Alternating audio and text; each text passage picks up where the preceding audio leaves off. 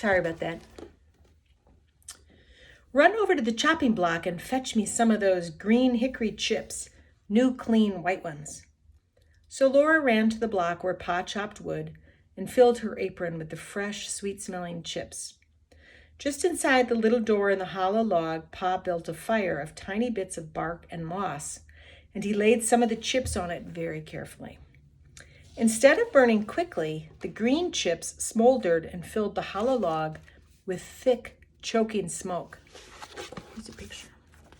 You can see the tree, and here's Ma putting something on the fire and the smoke.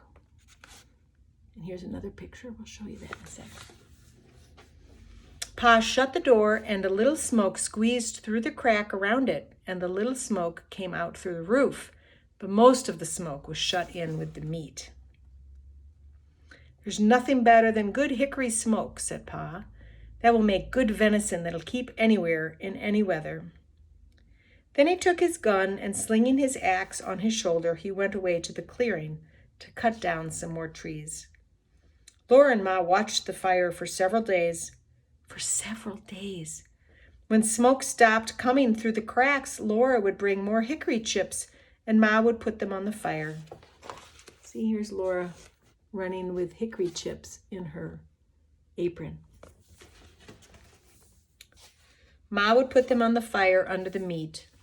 All the time there was a little smell of smoke in the yard, and when the door was opened, a thick, smoky meat smell came out. At last, Pa said that the venison had smoked long enough. Then they let the fire go out, and Pa took all the strips and pieces of meat out of the hollow tree. Ma wrapped each piece neatly in paper and hung them in the attic, where they would keep safe and dry. One morning, Pa went away before daylight with the horses and wagon, and that night he came home with a wagon load of fish. The big wagon box was piled full, and some of the fish were as big as Laura.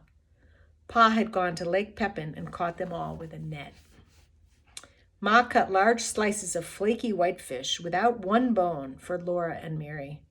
They all feasted on the good, fresh fish. All they did not eat fresh was salted down in barrels for the winter. Pa owned a pig. It ran wild in the big woods, living on acorns and nuts and roots.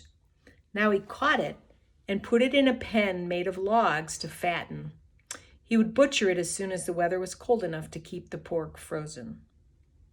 Once in the middle of the night, Laura woke up and heard the pig squealing. Pa jumped out of bed, snatched his gun from the wall, and ran outdoors. Then Laura heard the gun go off, once, twice. When Pa came back, he told what had happened. He had seen a big black bear standing beside the pig pen. The bear was reaching into the pen to grab the pig, and the pig was running and squealing. Pa saw this in the starlight, and he fired quickly. But the light was dim, and in his haste, he missed the bear. The bear ran away into the woods, not hurt at all. Laura was sorry Pa did not get the bear. She liked bear meat so much. Pa was sorry too, but he said, "Anyway, I saved the bacon." The garden behind the little house had been growing all summer. It was so near the house that the deer did not jump the fence and eat the vegetables in the daytime, and at night Jack kept them away. Sometimes in the morning there were little hoof prints among the carrots and the cabbages, but Jack's tracks were there too, and the deer had jumped right out again. Now the potatoes and carrots, the beets and turnips and cabbages were gathered and stored in the cellar, for freezing nights had come. Onions were made into long ropes, braided together by their tops, and then they hung in the attic beside wreaths of red peppers strung on threads.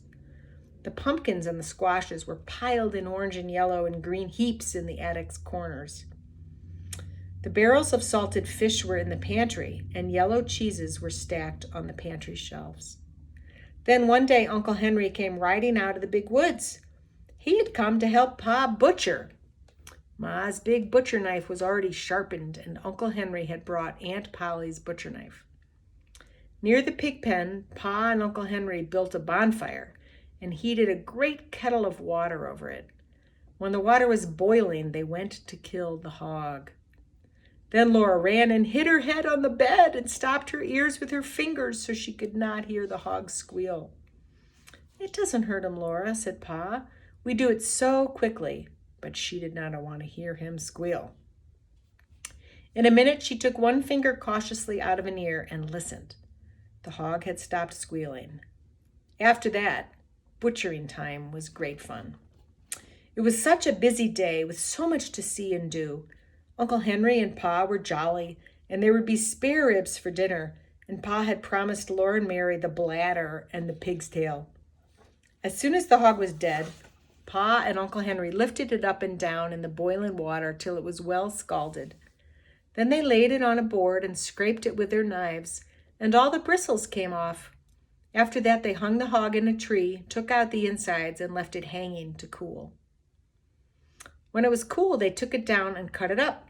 There were hams and shoulders, side meat and spare ribs and belly. There was the heart and the liver and the tongue, and the head to be made into head cheese, and the dishpan full of bits to be made into sausage. Yum. The meat was laid on a board in the back door shed, and every piece was sprinkled with salt. The hams and the shoulders were put to pickle in brine, for they would be smoked, like the venison, in the hollow log. "You can't beat hickory-cured ham," said Pa. He was blowing up the bladder. It made a little white balloon, and he tied the end tight with a string and gave it to Laura and Mary to play with. They could throw it into the air and spat it back and forth with their hands, or it would bounce along the ground and they could kick it. But even better fun than a balloon was the pig's tail. Here's the bladder. Here's Mary. She's blonde, and here's Laura, and they're playing with the bladder. It's like a balloon. Pa skinned it for them, the tail, and into the large end he thrust a sharpened stick. Ma opened the front of the cook stove and raked hot coals out into the iron hearth. Then Laura and Mary took turns holding the pig's tail over the coals. It sizzled and fried, and drops of fat dripped off it and blazed on the coals. Ma sprinkled it with salt. Their hands and their faces got very hot, and Laura burned her finger, but she was so excited she did not care. Roasting the pig's tail was such fun that it was hard to play fair, taking turns. At last it was done. It was nicely browned all over, and how good it smelled. They carried it into the yard to cool it, and even before it was cool enough, they began tasting it and burned their tongues. They ate every little bit of meat off the bones, and then they gave the bones to Jack, their dog. And that was the end of the pig's tail. There would not be another one till next year. Uncle Henry went home after dinner, and Pa went away to his work in the big woods. But for Laura and Mary and Ma, butchering time had only begun. There was a great deal for Ma to do, and Laura and Mary helped her. All that day and the next, Ma was trying out the lard in big iron pots on the cook stove. Laura and Mary carried wood and watched the fire. It must be hot, but not too hot, or the lard would burn. The big pots simmered and boiled, but they must not smoke. From time to time, Ma skimmed out the brown cracklings. She put them in a cloth and squeezed out every bit of the lard, and then she put the cracklings away. She would use them to flavor Johnny cake later. Cracklings were very good to eat, but Laura and Mary could only have a taste. They were too rich for little girls, Ma said. Ma scraped and cleaned the head carefully, and then she boiled it till all the meat fell off the bones. She chopped the meat fine with her chopping knife in the wooden bowl. She seasoned it with pepper and salt and spices. Then she mixed the pot liquor with it and set it away in a pan to cool. When it was cool, it would cut in slices, and that was head cheese. The little pieces of meat, lean and fat, that had been cut off, the large pieces, Ma chopped and chopped until it was all chopped fine. She seasoned it with salt and pepper and with dried sage leaves from the garden. Then with her hands she tossed and turned it until it was well mixed, and she molded it into balls. She put the balls in a pan out in the shed where they would freeze and be good to eat all winter. That was the sausage. When butchering time was over, there were the sausages and the head cheese, the big jars of lard and the keg of white salt pork out in the shed, and in the attic hung the smoked hams and shoulders. The little house was fairly bursting with good food stored away for the long winter. The pantry and the shed and the cellar were full, and so was the attic. Laura and Mary must play in the house now, for it was cold outdoors and the brown leaves were all falling from the trees. The fire in the cook stove never went out. Here's Laura and Mary playing with their dolls inside the house. At night, Pa banked it with ashes to keep the coals alive till morning. The attic was a lovely place to play. The large, round, colored pumpkins made beautiful chairs and tables. The red peppers and the onions dangled overhead. The hams and the venison hung in their paper wrappings, and all the bunches of dried herbs, the spicy herbs for cooking and the bitter herbs for medicine, gave the place a dusty, spicy smell. Often the wind howled outside with a cold and lonesome sound.